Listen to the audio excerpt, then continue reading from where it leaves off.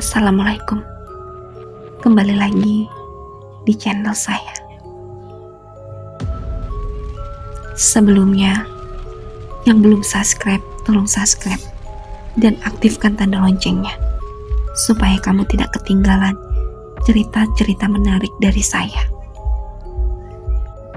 Sumia mengelap keringat bercampur dengan air hujan yang mulai turun membasahi dahinya. Ia terdiam sesaat sambil memperhatikan tubuh Sarti. Sumia lalu masuk ke dalam rumah. Ia kembali dengan sesuatu di tangannya. Sumia membawa jarigan minyak tanah. Ia menyiram tubuh Sarti dengan minyak tanah, lalu menyulut korek api dan melemparkannya ke jasad Sarti yang sudah disiram minyak tanah. Begitu korek api menyentuh jasad Sarti, api langsung berkobar dan melahap jasad manusia berdosa itu. Terdengar suara tangisan perempuan di dekat Dani berdiri. Begitu Dani menoleh, seorang perempuan dengan tubuh hangus berdiri di sampingnya. Ia menatap Sarti yang terbakar. Itulah akibat kamu menyekutukan Allah. Bahkan kalian tidak percaya dengan Allah. Bumi menolak tubuhmu untuk dikuburkan. Adikmu dengan teganya membakar tubuhmu. Ucap Randu yang bisa melihat makhluk halus. Tiba-tiba makhluk dengan wajah yang sangat menyeramkan datang dan menarik paksa perempuan dengan tubuh hangus. Apa sosok dengan tubuh hangus itu adalah Bu Sarti, Mbah? Iya, keadaan jasadnya hangus terbakar. Korinnya pun jadi seperti itu. Sebenarnya kasihan, tapi dia jahat banget. Saya jadi enggak kasihan. Ada yang mengganggu pikiran saya, Mbah. Dani mengerutkan kening. Ia tengah memikirkan sesuatu. Apa yang mengganggu pikiranmu? Bibi Sumia itu adiknya Bu Sarti. Harusnya rentang usia mereka tidak mungkin sangat jauh kan, Mbah? Lalu, kenapa Bibi Sumia yang tidak mendapatkan tumbal, wajahnya masih tetap cantik dan tidak ada guratan di wajahnya yang menandakan jika ia sudah tua? Gumam Dani. Benar juga perkataanmu, Le. Kenapa Sumia tidak berubah sedikit pun dari wajahnya? Padahal kebanyakan dari mereka wajahnya berubah menjadi tua. Atau jika mereka belum terlalu tua, tetap ada perubahan di wajahnya. Tapi Sumia berbeda dari mereka semua. Bibi Sumia mencurigakan. Mbak tahu rumah itu milik siapa? Itu rumah Sumia, peninggalan dari ibunya. Maksudnya, rumah peninggalan dari orang tua mereka. Iya, benar. Aku jadi teringat, Bu Sarti pernah marah kepadaku hanya karena saya menanyakan di mana rumah Bibi Sumia. Ada apa di rumah itu? Mbak ingat, waktu pertama kali datang ke desa ini, ada yang bercerita jika rumah yang ditempati Sumia adalah rumah kepala desa pertama, Desa Kembang Rejo. Jadi mbaknya Bella itu Nyi Anjar, perempuan yang bersekutu dengan jin kafir yang ada di dalam hutan. Bukan sepertinya, Le. Sangat jauh rentetan usia orang tua Sumia dan Nyi Anjar. Randu tidak melanjutkan perkataannya. Otaknya pun tengah berpikir, apa yang membuat hubungan orang tua Sumia dan Sarti dengan rumah Nyi Anjar? Mungkin apa, Mbah? Dani semakin penasaran karena Randu menggantungkan perkataannya. Mungkin orang tua Sumia dan Sarti adalah keturunan dari Nyi Anjar. Ini hanya pemikiran Mbah saja. Hanya pendapat Mbah saja. Bisa jadi, Mbah. Mbah tahu bagaimana meninggalnya Nyi Anjar? Tidak ada warga desa yang tahu akhir hidup dari perempuan pelopor perbuatan penyimpang dari norma dan adat istiadat yang ada di masyarakat. Kita mau langsung pulang atau masih mau di desa ini, Mbah? Kita pulang saja. Hari sudah sangat sore. Kita harus sudah melewati hutan yang dijaga jelmaan harimau sebelum malam hari. Baiklah, Mbah. Dani dan Randu berjalan menuju hutan yang dijaga jelmaan harimau. Hujan lebat mengguyur membuat jalan licin. Langit yang gelap membuat perjalanan mereka cukup sulit. Berkali-kali Dani tergelincir. "Hati-hati, Le." Dani mengangguk. Tiba-tiba saja punggungnya terasa sangat berat. "Mbah, berat," ucap Dani lirih. Randu mengangguk. Ia berhenti berjalan. Mulutnya kompat-kamit membaca doa. Ia lalu menepuk punggung Dani. "Pergi kamu dari sini," ucapnya seraya menepuk punggung Dani. Setelah itu punggung Dani terasa ringan kembali. Baru beberapa langkah berjalan, sosok hantunya Sarti menghadang mereka. Tangisan Sarti terdengar pilu dan menyayat hati. "Bu Sarti, menyingkirlah dari hadapan kami." Sosok Sarti dengan keadaan terakhirnya saat meninggal dunia terlihat sangat menyeramkan. Sosok Sarti tidak peduli. Ia tetap berada di tempatnya berdiri tadi. Sarti seolah memberi isyarat kepada Randu dan Dani untuk mengikutinya.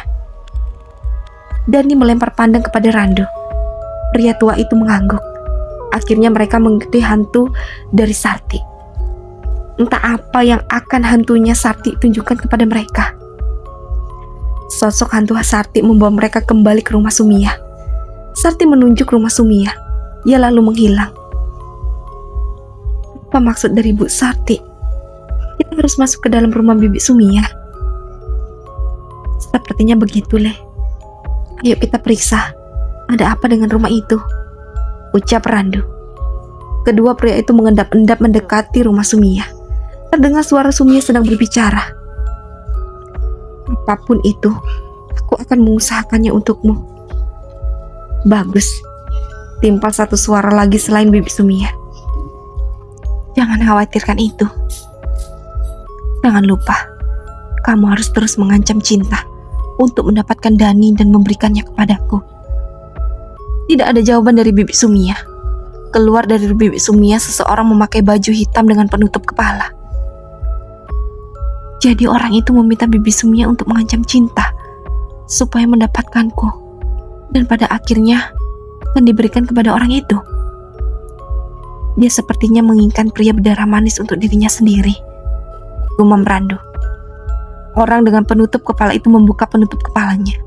Ia berjalan pergi meninggalkan rumah Sumia. Bola mata Dani membulat sempurna begitu melihat wajah orang itu. "Itu Ija, Mbah. Apa hubungannya Ija dengan Sumia?" Mengendikan bahu. Seingatnya Sumia tidak menyukai Ija. Tapi yang ia dengar malah kebalikannya. Sumia sangat patuh kepada Ija. Tiba-tiba sosok hantunya Sarti muncul. Ia seolah meminta Randu dan Dani untuk mengikutinya. Dani dan Randu pun mengikuti sosok dari hantunya Sarti. Ia menuntun kedua pria itu untuk memasuki rumah Sumia. Kebetulan saat mereka akan memasuki rumah, Sumia pergi keluar rumah. Sosok hantu Sarti berhenti di depan sebuah kamar. Ia menunjuk kamar itu.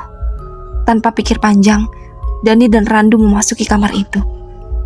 Begitu memasuki kamar, tercium bau busuk bercampur aroma bunga melati tercium kuat dan juga bau dupa yang sangat menyengat. Pandangan mereka tertuju pada meja dengan sesaji di atas meja. Sesaji berupa bunga melati dengan seekor bangkai burung. Pantas saja baunya sangat busuk. Bibi Sumia meletakkan sesaji berupa bangkai burung di sini. Dani menutup hidungnya. Ia benar-benar tidak tahan dengan bau busuknya. Apa yang mau Sakti tunjukkan kepada kita di kamar ini? Gumam Randu. "Oh iya, Mbah, saya sampai lupa. Kita masuk ke dalam sini karena Bu Sarti yang menuntun kita masuk ke dalam sini. Pasti ada sesuatu di kamar ini, Le." "Bisa jadi, Mbah." Dani dan Randu mulai menggeledah kamar itu. Tidak ada sesuatu yang berarti di kamar itu. Hingga ketika mereka akan keluar, bruk, sebuah benda terjatuh dari dalam lemari. Dani mengerutkan kening melihat benda itu. Ia lalu mengambil benda itu. Sebuah bantalan kain kecil. "Apa itu, Le?" "Enggak tahu, Mbah." "Coba buka," Tita Randu. Dani membuka bantalan kain yang ia ambil. Di dalamnya terdapat sebuah batu dan juga foto. Di dalam foto itu terdapat seorang ibu dengan 2 anak perempuan kembar dan juga 1 anak perempuan berusia lebih muda dari kedua anak kembar itu. Siapa mereka ya, Mbah? Kenapa ada anak perempuan kembar di dalam foto? Kalian ingin tahu siapa saja yang ada dalam foto itu? Ucap Sumia dari belakang Dani dan Randu. Sontak Dani dan Randu menoleh ke belakang. Di belakang mereka, Sumia bersandar pada dinding dan menyilangkan 1 kakinya. Ia tersenyum miring. Kalian ingin tahu sekali tentang kehidupanku, sampai nekat masuk ke rumahku. Dani dan Randu membuang muka, enggan menjawab pertanyaan Sumia. Dani, apa kamu tahu kabar mertua dan istrimu? Pembunuh. Oh, jadi kamu sudah tahu apa yang terjadi dengan mertuamu itu? Kamu sangat kejam kepada saudaramu sendiri, umpat Dani. Kalian melihatku menghabisi Mbak Sarti. Mertuamu itu menyusahkan hidupku, Dani. Bahkan Bella saja tidak mau mengurusnya, apalagi aku. Sudah sepantasnya Mbak Sarti mati. Aku tidak mau direpotkan olehnya. Aku sengaja membunuhnya dan membakar jasadnya. Hewan lebih baik darimu. Mereka masih memiliki belas kasihan. Sedangkan kamu sudah sepenuhnya menjadi iblis. Iblis berwujud manusia. Ucap Randu penuh penekanan. Aku tidak peduli dengan apa yang kamu katakan, pria tua. Kamu telah bersekongkol dengan Mak Ijah dan mengancam cinta untuk membawaku kepada Mak Ijah. Tidakkah kamu kasihan? Cinta sangat ketakutan. Kamu juga telah melukainya tadi. Cinta memang pantas diperlakukan seperti itu. Anak dari Ranti berhak menderita. Biadab, bukankah yang kamu inginkan aku? Kenapa kamu tidak datang sendiri untuk membawaku ke sini? Kamu takut? Aku tidak takut kepada siapapun. Aku hebat. Melawan pria lemah sepertimu sangatlah mudah. Lalu kenapa kamu tidak datang sendiri untuk menangkap Dani? Tukas Randu. Terserah kepada aku, bukan urusanmu, jawab Sumia sengit. Oh iya, kalian benar-benar ingin tahu siapa saja yang ada dalam foto itu? Kalian pasti terkejut setelah tahu siapa saja yang ada dalam foto itu. Baiklah, akan aku beritahukan kepada kalian. Ibu-ibu dalam foto itu adalah ibu kami. Iya, kami bertiga bersaudara. Anak perempuan paling kecil itu adalah aku. Dan 2 anak perempuan kembar itu adalah ibu mertuamu dan juga kembarannya. Bu Sarti kembar? Ya, aku mempunyai 2 saudara kembar. Mereka mendapatkan perlakuan yang berbeda dari ibuku. Mbak Sarti penuh limpahan kasih sayang dari ibuku. Sedangkan kembarannya, Santi, selalu ibu marah dan diperintahkan melakukan pekerjaan. Sedangkan Mbak Sarti hanya ongkang-ongkang kaki. Setiap terjadi sesuatu kepada Mbak Sarti, kakakku yang bernama Santi yang selalu dipersalahkan. Hingga pada akhirnya, ia tidak tahan dengan perlakuan ibu kami. Ia pergi meninggalkan rumah dan kembali lagi dengan identitas baru dan menjadi lebih kuat. Siapa orang itu? Perempuan itu bernama Ijah. Dia adalah kakak perempuan kembaran dari Mak Sarti. Dia melakukan serangkaian ritual untuk merubah wajahnya dan membuat dia memiliki kekuatan besar. Bukankah kamu membenci Mak Ijah? Itu sebelum aku tahu siapa dia sebenarnya. Setelah tahu jika dia kakak perempuanku yang hilang karena pergi dari rumah, aku dan dia bersiasat membunuh Mbak Sarti dan juga Cinta. Kenapa kamu ingin membunuh kakak kandungmu sendiri? Karena aku pun sakit hati kepada Mbak Sarti. Dari kecil, ibu kami paling sayang kepada dia. Apa selalu Mbak Sarti? Ketika Mbak Santi datang kepadaku dan mengatakan siapa dia sebenarnya dan mengajakku membalas dendam Mbak Sarti, aku sangat setuju. Kenapa kamu percaya begitu saja? Bisa saja dia menipumu. dan mengaku-ngaku kakakmu yang hilang dulu. Tidak, aku yakin dia kakak perempuanku yang pergi dari rumah. Dia menunjukkan buktinya kepadaku. Setelah menghabisi Mbak Sarti, aku dan Mbak Santi alias Mbak Ija akan menghabisi Bella. Brak. Terdengar suara benturan di belakang Sumia. Ketika mereka semua menoleh, Bella terduduk di lantai yang menjatuhkan daging berwarna kemerahan di lantai. Bella, kamu sudah kembali. Sumia tersenyum miring. Bibi tega kepada ibu. Air mata Bella luruh. Ibumu itu merepotkanku. Dia selalu memerintahku seenaknya. Apa dia tidak menganggapku sebagai adik? Kurasa tidak. Dia hanya menganggapku sebagai pembantunya. Tapi ibu tidak pernah menyakiti Bibi. Ibumu tidak pernah menyakitiku secara fisik, tapi dia sering menyakitiku dengan lisannya. Kamu tidak tahu itu, Bella. Sumia menunjuk Bella, lalu tubuh Bella melayang di udara. Sumia lalu menyentakkan tangannya. Tubuh Bella yang melayang-layang di udara jatuh membentur dinding. Bella meringis kesakitan. Tubuhnya terasa remuk. Sebentar lagi kamu akan menyusul ibumu. Kan aku beritahukan kepadamu bagaimana aku membunuh ibumu. Sumia mengeluarkan pisau belumuran dari balik bajunya yang menjilat darah yang ada di pisau itu. Dani dan Randu bergidik melihat apa yang dilakukan Sumia. Ini darah ibumu. Aku menusuk perutnya dan menyeret tubuhnya yang sudah tidak bernyawa. Kukuburkan dia di belakang rumah. Kupatahkan tubuhnya, lalu kukubur. Namun sangat sulit untuk menguburkannya. Jadi aku membakarnya. Beres sudah. Bibi Sumia, aku tidak akan memaafkanmu. Bella berusaha bangun. Ia menyerang Sumia. Bella dan Sumia terlihat pertikaian dan tidak mempedulikan Dani dan Randu. Sumia menusuk perut Bella hingga mengeluarkan banyak darah. Bella balik menyerang Sumia. Ia mengambil pisau yang berada di dekat tempat sesaji.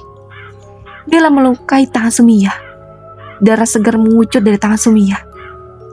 Lantai basah dengan genangan darah mereka berdua. Walaupun sudah saling terpojok, tidak ada di antara mereka yang mau mengalah. Dani dan Randu jadi penonton pertikaian maut Bibi dan ponakannya itu. Mereka keluar dari kamar dan menyaksikan pertikaian itu di dekat pintu. Tiba-tiba, ada seseorang yang menarik tubuh mereka keluar dari rumah Sumia. Roro, kamu di sini? Tanya Randu. Aku mendengar keributan di rumah ini, Pak De. Jadi aku mengintip. Tapi kenapa kalian ada di sini? Ceritanya panjang, Ro. Nanti Pak De ceritakan di rumah saja. Sekarang kita harus pergi dari sini. Biarkan saja Sumia dan Bella sedang bertikai. Tukas Roro. Aku senang mereka saling membenci satu sama lain. Mereka berdua pasti akan mati dalam pertikaian itu. Timpal Dani. Bagaimana? Benarkah cinta yang merusak pagar gaib di rumah ini? Tanya Darmi. Iya, dia yang telah merusaknya atas desakan Sumia. Ada satu hal yang sangat mengejutkan, Bu, ucap Randu. Apa, Pak? Ternyata Ija itu saudara kembar Sarti yang telah merubah wajahnya. Namanya yang sebenarnya adalah Santi. Dia kembali ke desa untuk membalaskan rasa sakit hatinya kepada Sarti. Sarti sudah mati, Bu. Benarkah, Pak? Berarti banyak perempuan seusia Sarti yang meninggal. Syukurlah kalau begitu. Mereka pasti belum mendapatkan tumbal. Tidak seperti itu, Mbok. Bu Sarti meninggal bukan karena tidak mendapatkan tumbal, tapi ia dibunuh oleh Bibi Sumia. Apa? Sumia membunuh kakaknya sendiri? Roro yang dari tadi hanya mendengarkan buka suara. Dia terkejut mendengarnya. Iya, rupanya Sumia juga membenci Sarti. Dia sakit hati dengan ucapan Sarti. Jadi desa itu penuh dengan rasa dendam. Gumam Roro. Itu bagus. Kita tidak perlu menghancurkan mereka. Mereka akan hancur sendiri, ucap Dani. Tidak, walaupun mereka saling dendam, tapi selama cincin itu masih dijaga, kita tidak akan bisa menghancurkan desa itu dan membebaskan Nilas beserta tumbal-tumbal lainnya dari tempat itu. Selama kita tidak menghancurkan cincin itu, roh orang-orang yang sudah jadi tumbal akan tetap terkurung di sana. Kalau begitu, aku ingin sekali kita mengambil cincin itu dan membuat desa itu hancur. Besok kita kembali ke sana, ucap Roro. Kenapa kita tidak tinggal dan bersembunyi di sana saja? Usul Dani. Tidak bisa. Kita bisa ke sana siang hari. Malam hari jangan sampai berada di sana, ucap Roro. Kenapa memangnya jika malam hari ada di sana? Berbahaya. Mereka kuat di malam hari. Lalu, kapan kita akan pergi ke desa itu lagi? Aku akan mencari tahu. Aku pergi dulu. Roro bangun dari duduknya. Ia akan pergi, namun Darmi mencegahnya. Tunggu, Roh. Sekarang malam hari. Bukankah kamu mengatakan jika malam hari mereka kuat? Lebih baik kamu di sini saja. Tidak, Bude. Aku harus menyelidiki Ija. Aku curiga dia dalang di balik ini semua. Aku dengar Bibi Sumia itu sangat kuat. Akan sangat berbahaya jika Mbak Roro pergi sendirian ke sana. Insya Allah tidak akan terjadi apa-apa. Selama ini aku sudah banyak menghadapi makhluk halus dan juga manusia-manusia berhati iblis. Terserah kepadamu jika memang kamu sanggup, ucap Rando. Tapi kamu harus berhati-hati, pesan Darmi. Iya, Bude. Aku berjanji akan membebaskan Ronila dari mereka, Bude. Akan aku tebus kesalahanku di masa lalu. Roro memegang tangan Darmi. Dia lalu pergi melesat. Darmi berjalan ke pintu. Sudah tidak terlihat lagi Roro. Apa maksud perkataan Roro tadi? Darmi mengerutkan kening. Dasar keponakan kurang ajar. Kamu pikir bisa menang melawanku? Aku bisa menghabisimu sekarang juga. Bella yang sudah berlumuran darah bergerak menyerang Sumia. Bella menyerang kesakitannya. Belum sempat ia menghunus Sumia dengan pisau, ia ditusuk dari belakang oleh seseorang. Tubuh Bella ambruk. Bagus, Sumia. Lebih baik keponakan seperti ini kita habisi secepatnya, ucap Ija. Bella dengan kesadarannya hampir menghilang. Ia bisa melihat orang yang berbicara dengan Sumia adalah Mak Ija. Bella yang beranggapan Ija adalah perempuan baik menarik kakinya. Ia berusaha meminta bantuan kepada Mak Ija. Ija menendang kaki Bella. Keponakanku, kamu harus segera pergi meninggalkan dunia ini. Apa maksudmu? Tanya Bella terbata. Aku ini saudara kembar ibumu. Aku berubah wajahku. Aku benci wajah yang berupa dengan ibumu. Tunjukkan buktinya kepada keponakan kesayanganku ini, Sumia. Jika ibunya memiliki saudara kembar. Sumia mengangguk. Ia mengambil foto keluarga mereka dan memberikannya kepada Ija. Lihatlah foto ini. Kamu lihat dua anak perempuan kembar ini. Dia adalah ibumu dan kembarannya, yaitu aku. Dan kamu harus tahu, saudara tirimu adalah putriku. Ya, kalian masih memiliki hubungan darah. Aku mengirim dia ikut bersama Demian, mantan suamiku, ke desa ini. Perlakuan dan ibumu kepada putriku sangat keterlaluan. Berbagai usaha untuk menghabisi kalian berdua sangat sulit. Hingga pada akhirnya aku mendengar adikku satu-satunya ini mengeluhkan sikap kalian kepadanya. Sangat menyakiti hatinya. Jadi kalian... Bella berhenti bicara. Kesadarannya menghilang. Dia sudah mati, Ija. Sumia berjongkok. Ia mendekatkan tangannya ke hidung Bella. Dia masih hidup, Mbak. Kita bakar saja seperti ibunya. Kamu ambil minyak tanah, biar aku membawanya keluar. Ija membawa tubuh Bella keluar rumah. Ia meletakkan tubuhnya ke lantai. Jedang! Suara kilat menggelegar. Banyak sosok-sosok pocong mengelilingi Ija dan Bella. Mereka seolah menanti kematian Bella. Sumia datang membawa minyak tanah dan menyiramkannya ke tubuh keponakannya itu.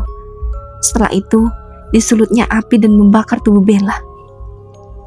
Akhirnya ibu dan anak mati juga. Ija tertawa. Benar sekali, Mbak. Ku muak melihat mereka yang selalu mendinasku, ucap Sumia. Bayaran yang setimpal untuk mereka berdua. Timpal Neni yang tiba-tiba sudah berada di antara mereka.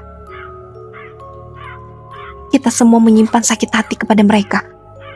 Dan rasa sakit hati sudah terbalaskan. Sumia menatap nanar api yang menghanguskan tubuh Bella. Pocong-pocong itu melompat-lompat. Mereka seolah senang menanti Bella yang akan menjadi bagian dari mereka. Tanpa mereka sadari, ada dua orang yang mengintip perbuatan mereka. Pertama Cinta. Ia mengintip dari balik pohon bagaimana Bella dihabisi dengan sangat kejam. Dan yang kedua Roro. Ia mengawasi perbuatan ketiga perempuan itu dari atas pohon. Setelah itu, mereka bertiga masuk ke dalam rumah. Cinta mendekati kobaran api yang membakar tubuh Bella. Ada rasa iba melihat tubuh Bella yang terpenggak. Cinta menarik nafas panjang. Ia kemudian berjalan gontai meninggalkan tempat itu. Roro yang berada di atas pohon memperhatikan Cinta hingga perempuan itu menghilang dari pandangan. Sumia, Neni, dan Ija pasti lengah untuk saat ini. Mereka sedang menikmati kematian saudara mereka sendiri. Luar biasa sekali mereka ini. Sangat pandai membuat siasat. Aku harus berhati-hati. Roro mengendap-endap mendekati rumah Sumia. Terdengar gelak tawa di dalam sana. Mereka sedang berpesta merayakan kematian Sarti dan Bella. Banyak sekali orang-orang bodoh yang sudah kita tipu, Ibu. Benar sekali. Kita ini memang pandai. Kenapa kamu tidak mengatakan dari dulu jika kamu ini putrinya Mbak Santi? Tukas Sumia. Aku sengaja melakukannya, Bibi. Tapi aku tidak menyangka jika Mbak berencana menjadikan bapakku sebagai tumbal. Sudah berusaha memohon kepadanya untuk melepaskan bapakku dan membiarkannya pergi dari desa ini. Tapi dasar wanita tua, keras kepala. Dia tidak peduli dengan permintaanku. Maafkan ibu yang datang terlambat. Tidak masalah, Bu. Yang penting, mereka yang menyakiti ibu sudah tidak ada. Benar sekali apa yang dikatakan Neni. Mereka semua sudah tidak ada, Mbak. Lama ini aku juga sakit hati kepada ibu dan juga Mbak Sarti beserta Bella. Mereka melukai hatiku dengan lisan mereka. Aku sangat puas. Ibu tahu, waktu itu aku berhasil mengadu domba Nila, putri dari tua bangka yang tinggal di dalam hutan jati, dengan pemimpin desa ini yang bernama Roro. Mereka orang-orang bodoh yang mudah tersentuh dengan sikapku yang lemah lembut dan teraniaya. Aku menghasut Nila jika Roro lah penyebab calon suaminya ditumbalkan. Dan aku berhasil membuat Roro percaya jika keteladarannya membuat calon suami Nila dijadikan tumbal. Roro mengepalkan tangannya. Ia geram mendengarkan perkataan Neni. Ia tidak menyangka Neni yang mencipta kesalahpahaman di antara dirinya dengan Nila sebelum Nila mereka dijadikan tumbal. Jadi Neni yang menciptakan masalah antara aku dan Nila. Tidak kusangka aku tertipu oleh wajah legunya. Lihat saja, akan aku beri kamu pelajaran. Mulut Roro kemat kamit membaca sesuatu. Ia menatap Neni tajam. Neni menjerit kesakitan. Ada apa, Dok? Tanganku sakit sekali, Bu. Ada apa dengan tanganmu? Sumia ikut berbicara. Aku tidak tahu. Neni menggelengkan kepalanya. Coba Ibu lihat. Ija atau Santi memegang tangan Neni. Sakit, Bu. Jangan pegang tanganku. Neni mengenaskan tangannya. Kamu tidak kenapa-napa. Kenapa kamu kesakitan? Gumam Ija. Kurasa Neni. Sumia menghentikan ucapannya. Kepalaku sakit sekali, Bu. Neni memegangi kepalanya. Ia berguling-guling di atas lantai. Duk, biar ibu sembuhkan sakitmu. Diamlah dulu. Ija berjongkok mendekati Neni. Neni terus berteriak kesakitan dan tidak memperdulikan perkataan ibunya. Ia terus berguling-guling kesakitan. Rasakan, perempuan jahat sepertimu harus mendapatkan balasan setimpal. Ucap Roro dari luar rumah. Ia tersenyum melihat Neni kesakitan. Yang masih penasaran, lanjut ke part selanjutnya. Dan jangan lupa aktifkan tanda loncengnya dan subscribe. Assalamualaikum.